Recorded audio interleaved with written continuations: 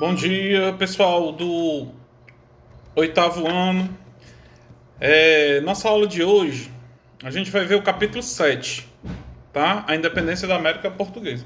Ah, professor, se eu pular um capítulo, mas esse capítulo 6 a gente vai ver em sala quando a gente voltar, que é a independência da América Espanhola, tá? Nas próximas 3 aulas nós vamos ficar nesse capítulo, capítulo 7, tá? Que é a independência da América Portuguesa. Mas a independência da América Portuguesa quer dizer o quê? A independência do Brasil. Né? Até o que gerou a nossa independência. Né? Então, tudo começou com a vinda da família real para o Brasil. No ano de 1808, a família real portuguesa teve que abandonar Portugal e vir para a colônia, que era o Brasil. A gente sabe que o Brasil pertencia a Portugal. Em 1808, Dom João VI, Carlota Joaquina e a rainha Dona Maria I vieram de Portugal para o Brasil. Ah, professor, por que foi que eles tiveram que vir para o Brasil? Eles vieram para o Brasil às pressas por causa de Napoleão Bonaparte, que é outro assunto que era o tema do nosso trabalho que a gente vai ver também. Napoleão Bonaparte não consegue vencer a Inglaterra e decreta o bloqueio continental. O que era o bloqueio continental? Nenhuma nação europeia, nenhum reino europeu poderia comercializar seus produtos com a Inglaterra. Mas Portugal tinha negócios direto com a Inglaterra. E o príncipe regente, que na época Dom João não era rei, era apenas príncipe, porque a sua mãe, a Dona Maria, tinha ficado louca, mas não tinha morrido. Então ele era príncipe regente. Então Dom João ficou sem saber o que fazer. Ou ele atendia Napoleão Bonaparte e se sujava com a Inglaterra, ou atendia a Inglaterra e se sujava com Napoleão Bonaparte. E o que foi que Dom João fez? Decidiu ficar do lado da Inglaterra. E Napoleão Bonaparte ordenou a invasão do reino português. Qual foi a saída encontrada por Dom João, fugindo de Napoleão? Embarcou com cerca de 15 mil pessoas, entre nobres e componentes da realeza, vieram para o Brasil. Tá? Isso no ano de 1608, fugindo das perseguições de Napoleão Bonaparte. Tá? Como foi a chegada de Dom João aqui? Quais foram as suas primeiras medidas? Vamos lá. Peguem no livro aí na página 112, uma nova sede para a monarquia portuguesa.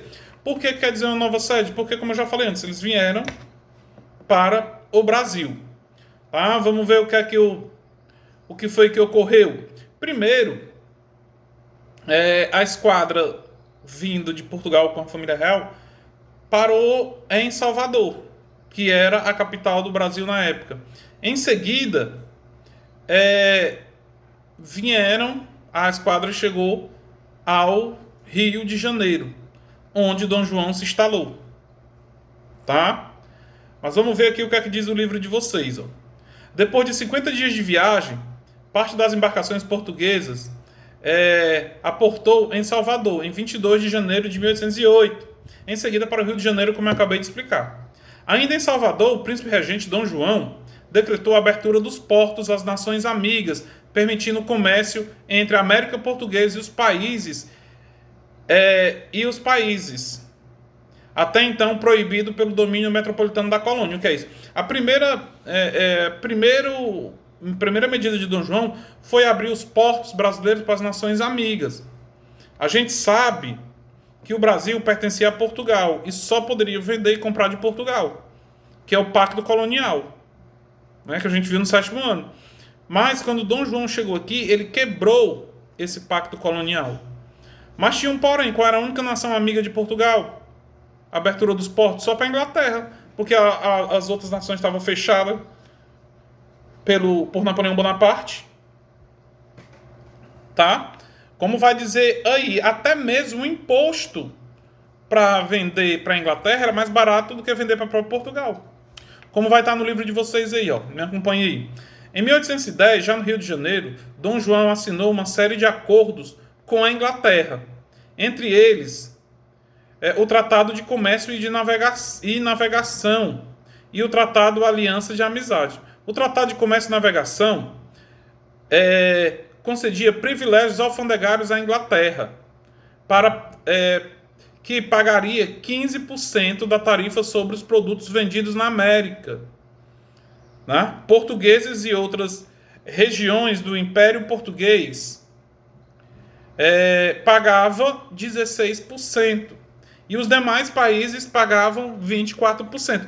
Quer dizer, a Inglaterra pagava 15% de imposto, Portugal 16%, e os outros países pagavam 24% de imposto. Então, quer dizer, favorecendo quem? A Inglaterra, que escoltou a família real para o Brasil. Tudo isso para beneficiar quem? Ingleses. Lembrem-se de uma coisa. Os ingleses ajudaram os portugueses em muita coisa, mas eles tinham um grande interesse. Qual era? Retorno financeiro. Tá? Mas Dom João também mudou muitas coisas na cidade do Rio de Janeiro. Tá? Houve várias mudanças. Vamos ver lá. O próximo tópico que vai dizer assim, ó. Rio de Janeiro, a capital do Império. Então, a capital do Império ficou sendo Rio de Janeiro. Por quê? Porque em 1814, o Brasil deixa de ser colônia de Portugal e é levado a Reino Unido, a Portugal e Algarve. Tá? Então, o Brasil não seria mais uma colônia de Portugal, e sim Reino Unido a Portugal. Tá? E o tema das próximas 3 aulas é o que está acontecendo nessa novelinha que está passando em reprise na Globo. Né? Essa novela das 6, que fala da independência do Brasil, fala de Dom Pedro, de Leopoldina, que a gente vai estudar mais na frente. Né? Vamos lá. A chegada da corte portuguesa provocou uma enorme mudança no cotidiano da cidade do Rio de Janeiro. No ano de 1808, atracaram no porto 855 navios, desses total 90 eram de estrangeiro e cerca de 50 provenientes da Inglaterra, quer dizer, a maioria vinha da Inglaterra. Eles traziam todo tipo de mercadorias, tecido, louças, ferragem, potes, livros, perfumes, entre outros. Desembarcaram também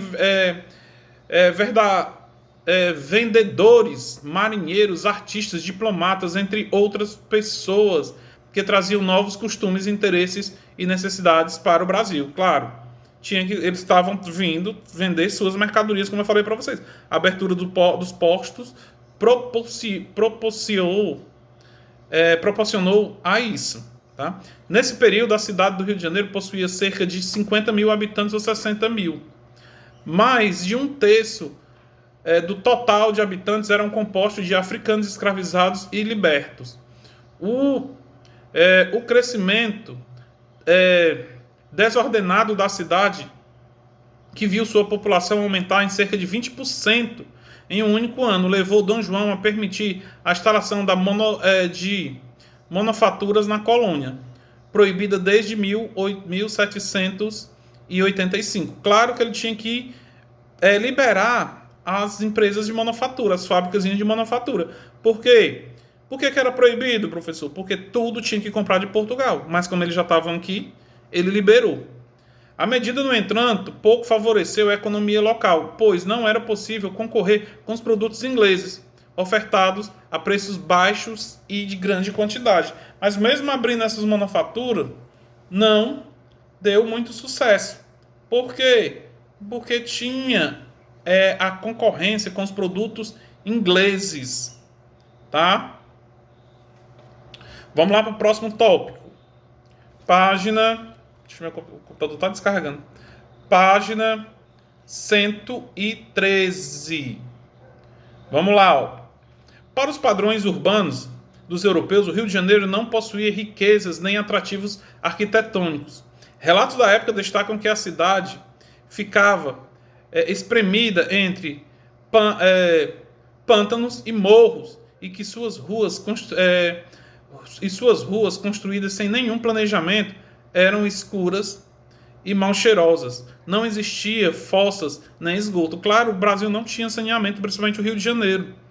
Eles, acostumados com as cidades europeias, tiveram que vir às pressas para cá, notaram esse problema. Vocês vão estudar ano que vem, no 9º ano, a urbanização do Rio de Janeiro, que só veio acontecer quase um século depois da vinda da família real para o Brasil.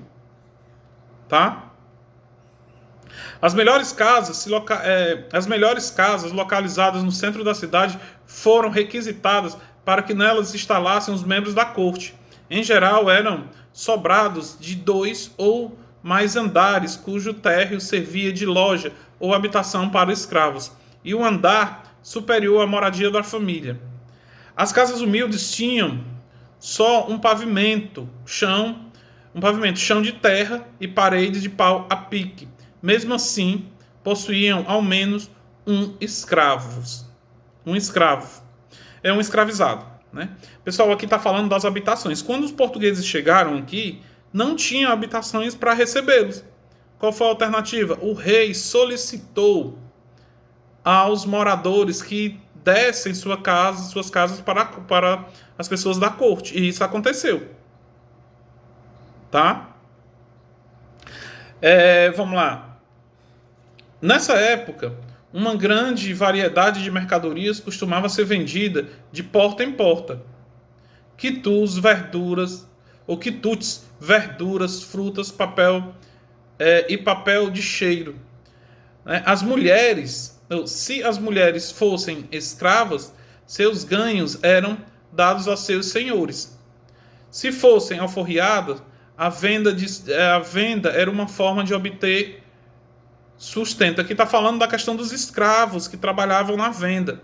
Muitos senhores botavam seus escravos para vender produtos nas ruas, de porta em porta.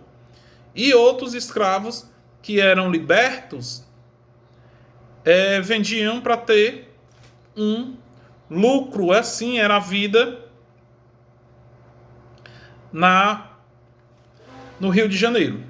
Tá? Agora vamos ver algumas coisas que Dom João fez, porque assim, o Brasil, na época que Dom João chegou, prosperou bastante. Tá? Como, por exemplo, quando Dom João chegou, ele fez mudanças, como criou